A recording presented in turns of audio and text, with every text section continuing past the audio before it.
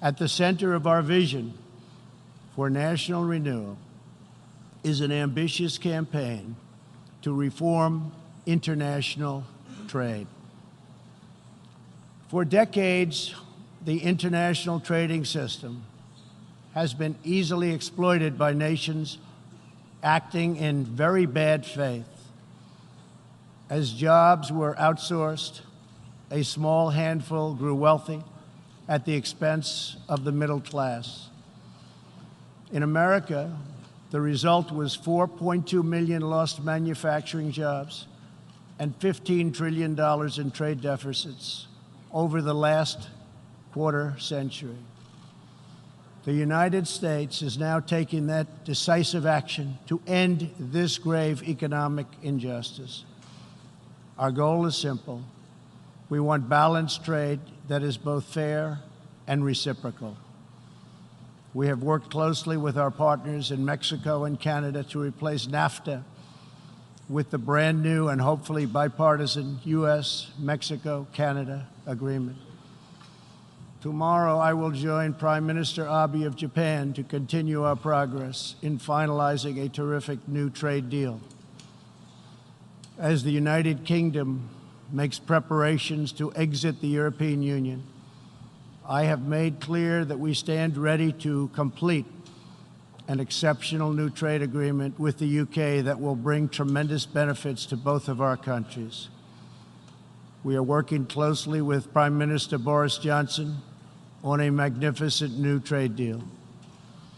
The most important difference in America's new approach on trade concerns our relationship with China.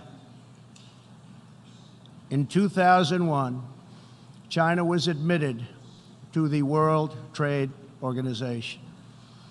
Our leaders then argued that this decision would compel China to liberalize its economy and strengthen protections to provide things that were unacceptable to us, and for private property, and for the rule of law.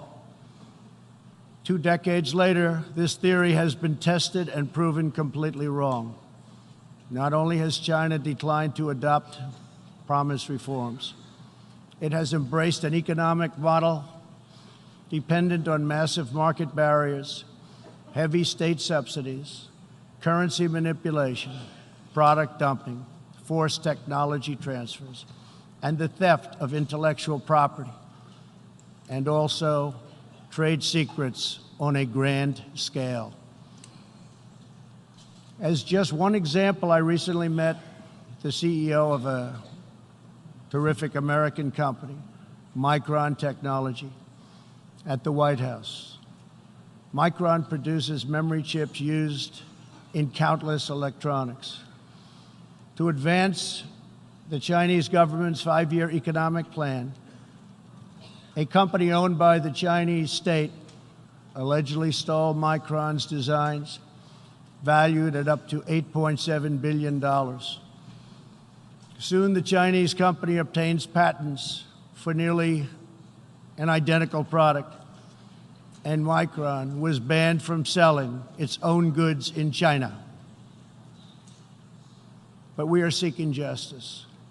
The United States lost 60,000 factories after China entered the WTO. This is happening to other countries all over the globe. The World Trade Organization needs drastic change. The second largest economy in the world should not be permitted to declare itself a developing country in order to game the system at others' expense. For years, these abuses were tolerated, ignored, or even encouraged. Globalism exerted a religious pull over past leaders, causing them to ignore their own national interests. But as far as America is concerned, those days are over. To confront these unfair practices, I placed massive tariffs on more than $500 billion worth of Chinese-made goods.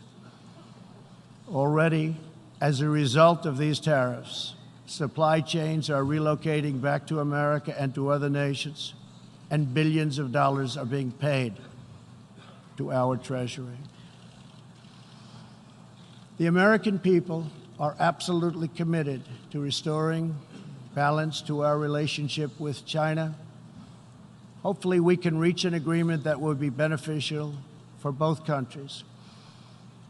But as I have made very clear, I will not accept a bad deal for the American people.